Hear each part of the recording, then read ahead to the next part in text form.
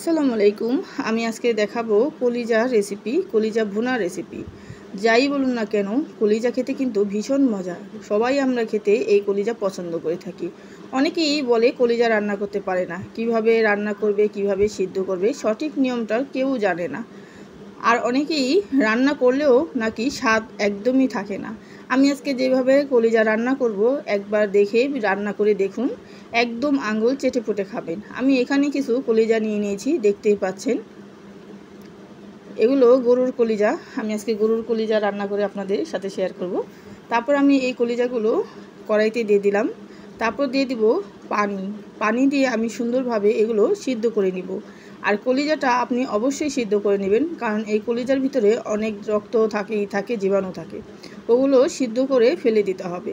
তারপর দেখুন, আমি পানি দিয়ে ঢাকনা দিয়ে সুন্দরভাবে ঢেকে দিলাম। এইভাবে কিছুক্ষণ রেখে দেব চুলার উপরে। প্রায় দেখুন বলক চলে এসেছে। আর দেখতে পেয়েছেন কলিজার ভিতর থেকে কিন্তু অনেক রক্ত বের হচ্ছে। এই সিদ্ধ করার কারণটাই হলো যে এই কলিজাগুলো যে ভিতরে একটা রক্ত বা থাকে, ওইগুলো বের হয়ে যায় আর কলিজাটা শক্ত হয়ে যায়। আর যদি আপনি এমনি সিদ্ধ না করে এমনি রান্না করেন সরাসরি, তাহলে কিন্তু এই ময়লাগুলো ওই তরকারিতে চলে যাবে আর কলিজা শক্ত ওইরকমভাবে স্বাদও লাগবে না, মজাও হবে না।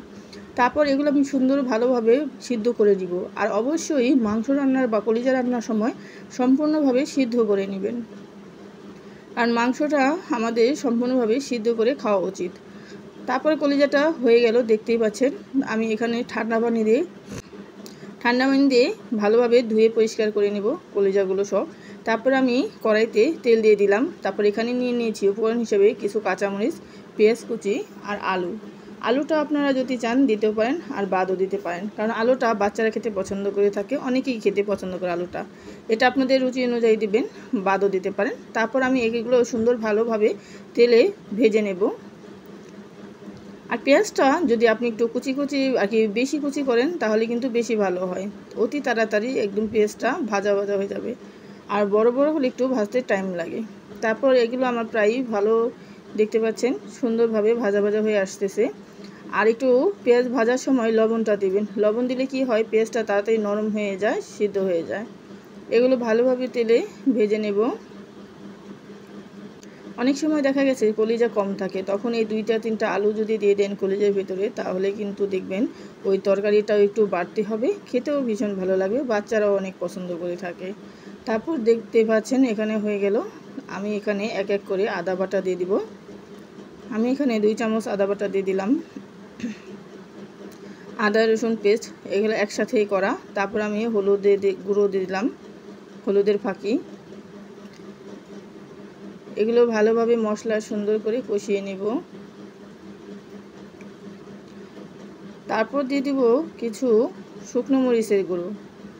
আর শুকনো মরিচের গুঁড়োটা দিলে কি তরকারি কালারটাও ভালো আসে। আর যারা ঝাল খেতে পছন্দ করেন, তারা এই শুকনো মরিচের গুঁড়োটা দিতে পারেন। আর যদি ঝাল একদমই কম খেতে চান, তাহলে কাঁচামরিচ যে আছে ওইটারই ঝালে আপনি খেতে পারেন।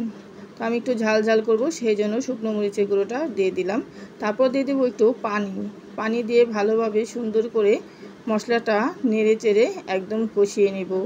আর তখন মশলাটা কষানোর সময় চুলার আঁচটা একদম কমিয়ে দিতে হবে, কারণ দেখা গেছে চুলার আঁচটা বেড়ে যায় একদম যখন পানিটা দেওয়া হয়। তারপর সুন্দর করে ভালোভাবে কষিয়ে নেব। আর মশলাটা মাংস বলেন, যদি মশলাটা ভালোভাবে কষানো হয়, তাহলে ওই তরকারির ফ্লেভারটা এমনিতেই দ্বিগুণ স্বাদ বেড়ে যায়।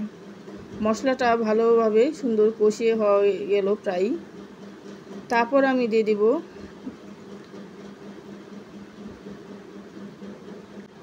তারপর যে কলিজাগুলো রেখেছি ওগুলো ঢেলে দিব। সিদ্ধ করা কলিজা সুন্দরভাবে পরিষ্কার করে ধুয়ে বেছে নিয়েছি আমি। তারপর একসাথে সব মিক্স করে নেব মশলার সাথে, যেন সব কলিজা বা সব মশলাটা ভালোভাবে সুন্দর করে মাখানো হয়, লেগে যায়। ভালোভাবে সম্পূর্ণ করে আমি এগুলো সব নেড়ে চেড়ে নেব। ভালোভাবে একটু কষিয়ে নিলাম। আর একদম ডাইরেক্ট পানি দেব না, এগুলো দিয়ে আমি কিছুক্ষণ ভালো করে কষিয়ে নিয়ে তারপর আমি সম্পূর্ণ পানিটা দিব। কারণ দেখা গেছে যদি আমি এখন সম্পূর্ণ পানিটা দিই, মশলাটা কিন্তু ওইভাবে কষানো হবে না। তারপর আমি কষিয়ে সম্পূর্ণ পানিটা দিয়ে দেব, আর কোনো পানি দিব না এখানে। এভাবে আমি নেড়ে একটু ঢাকনা দিয়ে ভালো করে ঢেকে দেব এই মাংসটা সিদ্ধ হওয়ার জন্য। দেখতেই পাচ্ছেন বলক চলে এসেছে কিছুক্ষণ পর। কলিজাগুলো ভালোভাবে সিদ্ধ না হওয়া পর্যন্ত কিন্তু আমাকে ওয়েট করতে হবে, আর আস্তে আস্তে এগুলো জাল করে নিতে হবে।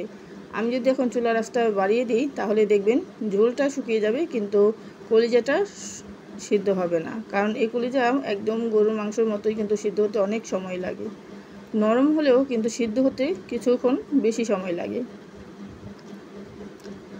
তারপর এভাবে আমি আরও কিছুক্ষণ ঢাকনা দিয়ে ঢেকে রেখে দেব, যতক্ষণ না পর্যন্ত কলিজাটা সিদ্ধ না হয়। আর এই কলিজা খেলে কিন্তু শরীরের অনেক উপকার আসে, রক্ত বৃদ্ধি করে। শরীর স্বাস্থ্যের জন্য কলিজা খাওয়া খুবই উপকারী। তারপর ঢাকনা খুলে দিলাম, আঠা ঝোল হয়ে গেছে প্রায়। আমি আরও ঝোল করব, বেশি ঝোল রাখবো না, একদম কষা ভোনা রাখবো। আগে যেমন ভোনা অবস্থায় খাওয়া হয় ওই রকম রাখবো। কালারটা দেখতে পাচ্ছেন, কালারটা মোবাইলে যেরকম দেখা যাইতেছে ক্যামেরায়, কিন্তু অরিজিনালভাবে কালারটা আরও কিন্তু গাঢ় সুন্দর একটা কালার এসেছে। তারপরে এভাবে আমি আরও কিছুক্ষণ রেখে দেব। তারপর দিয়ে দিব, যখন ঝোলটা কমে আসে, কয়েকটা কাঁচামরিচ। ফালি দিব না, একদম আনাম করে আমি কিছু কাঁচামরিচ দিয়ে দিলাম। তারপরে এই কাঁচামরিচটা সিদ্ধ হওয়ার জন্য আমি ঢাকনা দিয়ে আবার ঢেকে দিলাম। তারপর তুলে নিয়ে যে জিরা গুঁড়ো আছে ওগুলো দিয়ে ভালোভাবে নেড়ে চেড়ে দেব। আমার কলিজার এই রান্নাটা কিন্তু প্রায়ই কাছাকাছি হয়ে এসেছে, শেষ পর্যায়ে। ঝোলটাও কিন্তু অনেক টেনে নিয়েছে, দেখতেই পাচ্ছেন। আর বেশিক্ষণ রাখবো না, কারণ এই তরকারিটা যখন আমি নামিয়ে নেব তখন কিন্তু এমনি আরও ঝোল টেনে যাবে। দেখুন কালারটা কিন্তু খুবই সুন্দর হয়েছে। এখন মশলাটা প্রথম একটু হালকা দেখালেও পরে কিন্তু কালারটা অনেক ছেড়ে দেয়, কালারটা সুন্দর হয়ে আসে। দেখুন এভাবে আমি কিছুক্ষণ চুলার উপর রেখে দেব, আস্তে আস্তে যেন ঝোলটা আরও টেনে নেয়।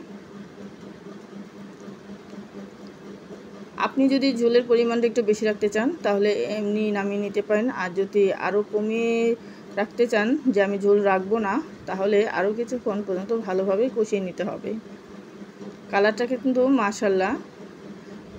তারপর দেখুন আমার কলিজা ভুনা হয়ে গেল। কালারটা কেমন হয়েছে অবশ্যই কমেন্ট বক্সে জানাবেন।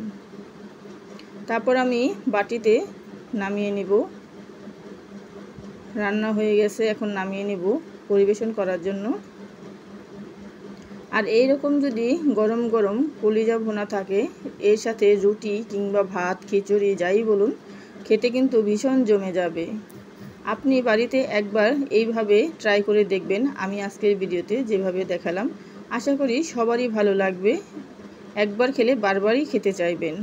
আর এই রেসিপিটি আজকে কেমন লাগলো, যদি ভালো লেগে থাকে তাহলে একটা লাইক করে দিবেন। আল্লাহ হাফেজ।